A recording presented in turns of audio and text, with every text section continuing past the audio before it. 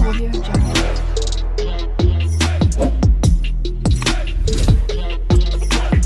Audio Jungle.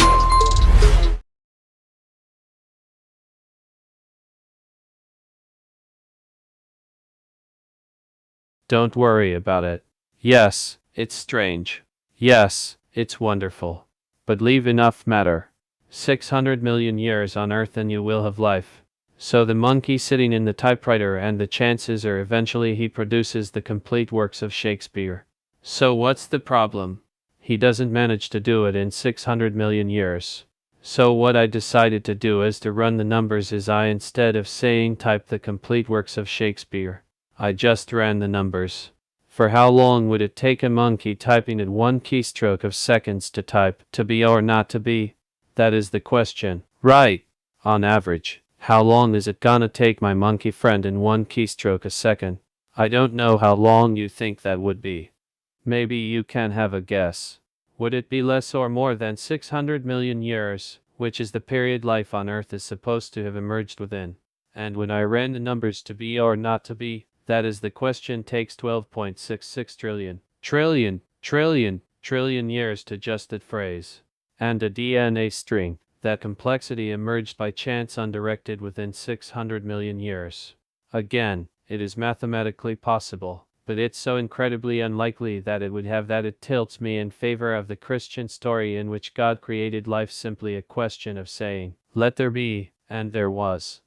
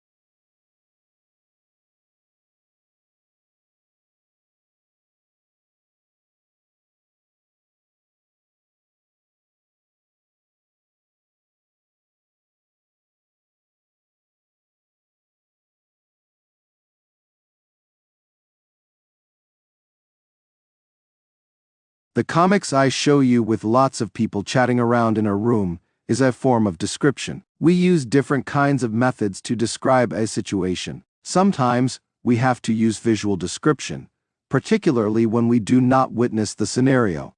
I was born during the Second World War and my hometown is X.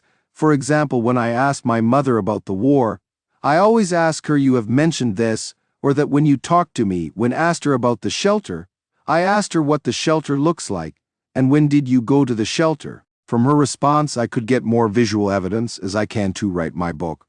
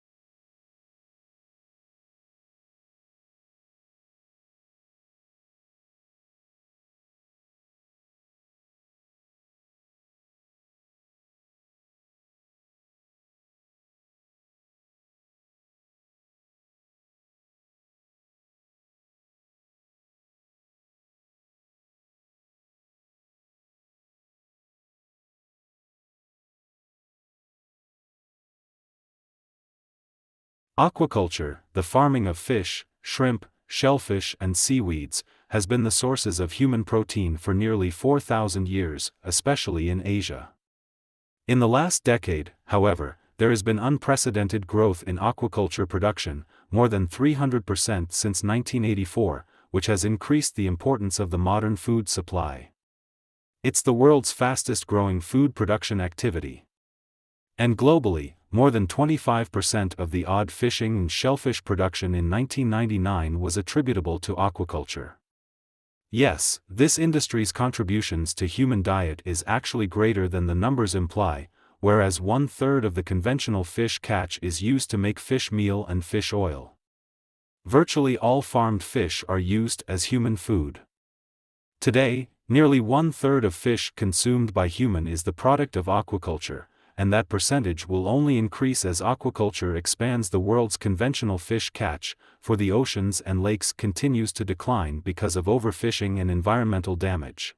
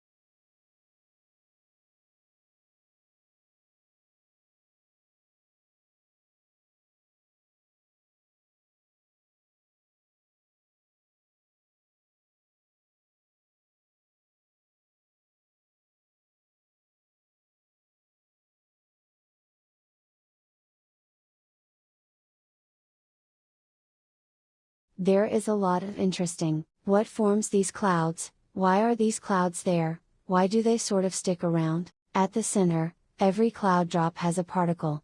You can't grow a cloud drop without having a particle there for the water to condense on.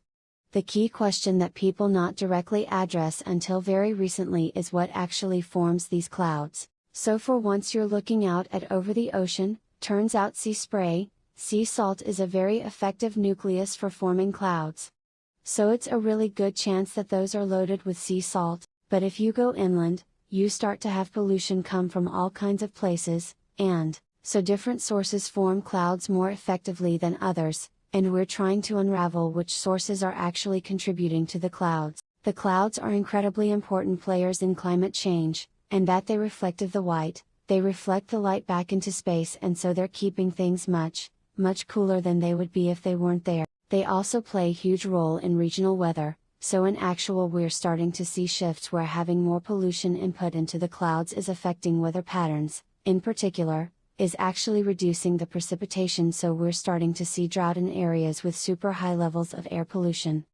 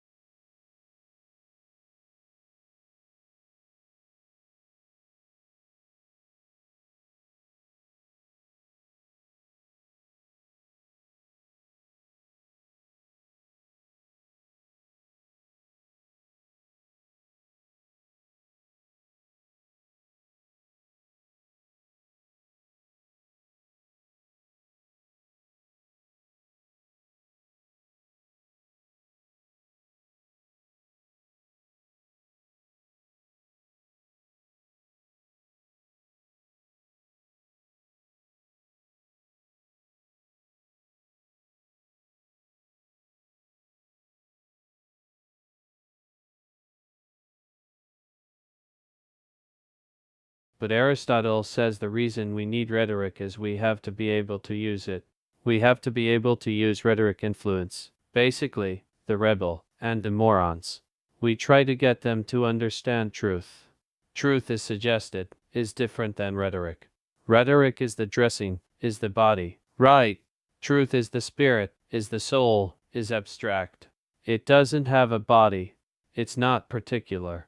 If you want to get somebody to the truth, you might have to use some kind of tricks. Right, because most people are not sound and can't see the truth. That's what we think. Most people are ramble. Really.